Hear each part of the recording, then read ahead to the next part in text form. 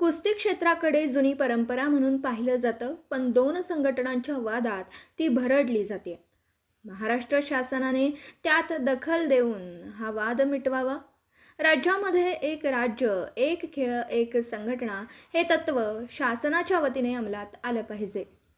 एकच महाराष्ट्र केसरी स्पर्धा भरवावी.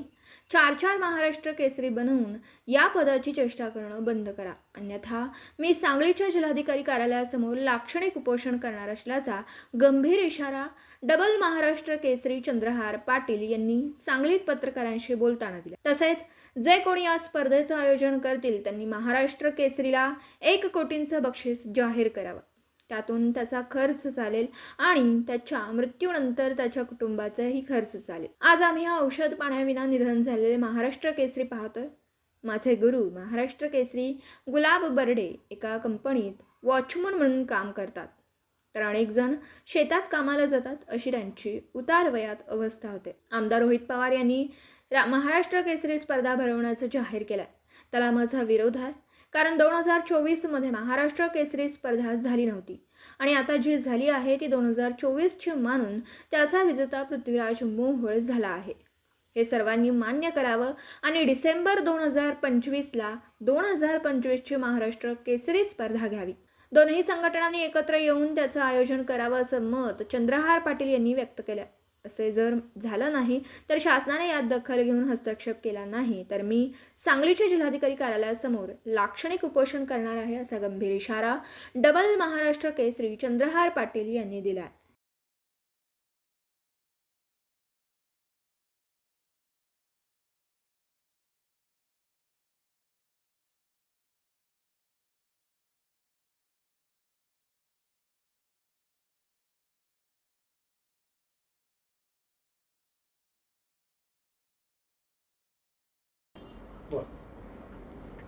देशामध्ये वन नेशन वन इलेक्शन ह्या दिशेने देश जात असताना महाराष्ट्रामध्ये कुस्ती क्षेत्र म्हटलं तर आपली खरोखर जुनी संस्कृती, जुनी परंपरा म्हणून कुस्ती क्षेत्राकडे बघितलं जातं.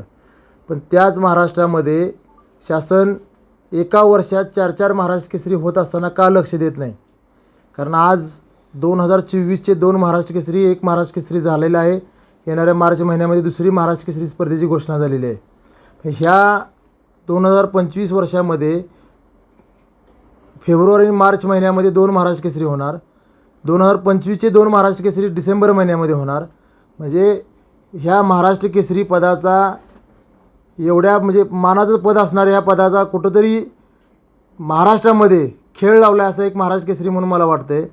म्हणून येणाऱ्या महाराष्ट्र केसरीवर शासनाने विचार करून खरं तर एक महाराष्ट्र केसरी म्हणून माझं मत आहे की 2024चा महाराष्ट्र केसरी म्हणून पृथ्वीराज मोहोळला सगळ्यांनी मान्य केलं पाहिजे की 2024चा महाराष्ट्र केसरी पृथ्वीराज मोहोळ आहे.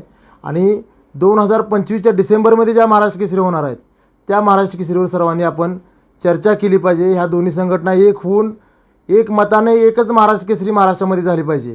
कारण जी 50-60 वर्षाची परंपरा आहे महाराष्ट्र केसरीची, ही खरोखर या पदाची खरोखर कुठेतरी चेष्टा व्हायला लागल्या. एक महाराष्ट्र केसरी म्हणून माझं सोबत आहे.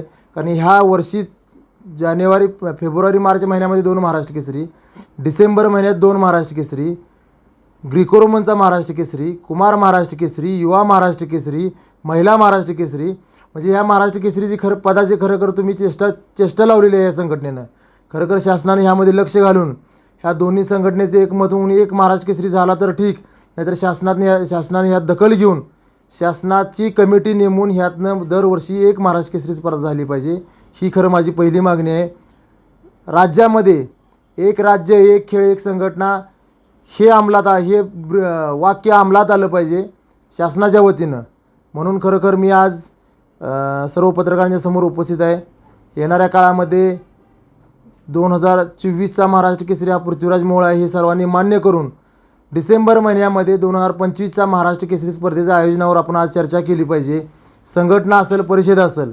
आणि ज्या पद्धतीनं मी 2 वर्षापाठीमागं सांगली शहरामध्ये पत्रकारांच्या समोर जी मागणी केलेली आहे की सांगलीला महाराष्ट्र केसरी स्पर्धा द्या, मी 1 कोटी रुपयाचं बक्षीस सांगली जिल्ह्याच्या वतीनं महाराष्ट्र केसरीला देतो.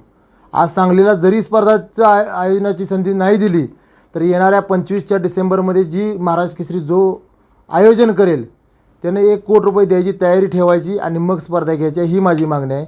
कारण त्याच्या पाठीमागची भावना एवढीच आहे माझी.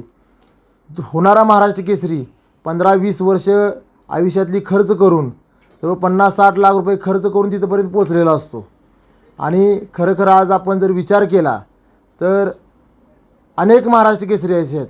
आज आमचे मी गुरुवर्य म्हणेन, पैलवान गुलाब बर्डे नगरचे एका कंपनीत वॉचमन म्हणून काम करतात. परवाच राष्ट्रकुलला ज्यांनी सुवर्णपदक आणलं, महाराष्ट्र केसरी अप्पालाल शेख असतील, इस्माईल शेख असतील, उतार वयात खरं औषधोपचाराची सुद्धा त्यांची सोय न झाल्यामुळं त्यांचं दुःखद निधन झालं. 4-5 महाराष्ट्र केसरी असे आहेत की आज शेतात काम करतात. ते खरं तर त्यांची चुकी नाही असं माझं मत आहे. कारण 15-20 वर्षाची उमेदीचा काळ आहे, तो पूर्ण तालमीसाठी, आपल्या तालमीचं, गावाचं, तालुक्याचं आणि जिल्ह्याचं नाव करण्यासाठी तो पैलवान आमचा 15-20 वर्ष तिथं खर्च करतो. आणि जिल्ह्याचं नाव संपूर्ण महाराष्ट्रामध्ये खरं महाराष्ट्र केसरी जगात उंचावून तो नाव करतो. त्या महाराष्ट्र केसरीची खरं उतारवयात जी अवस्था होती ती आज मी डोळ्यानं बघतो आहे. म्हणून माझी मागणी आहे की येणाऱ्या काळामध्ये जो आयोजन करणार आहे महाराष्ट्र केसरी स्पर्धेचं, त्याने 1 कोटी रुपयाचं बक्षीस दिलं पाहिजे.